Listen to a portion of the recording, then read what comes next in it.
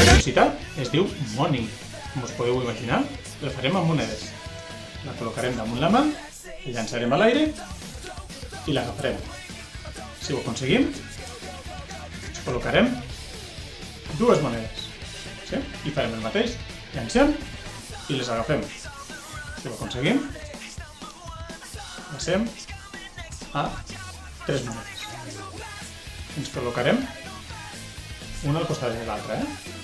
1, 2, 3. Fins aquí he arribat. A veure fins on arribeu vosaltres.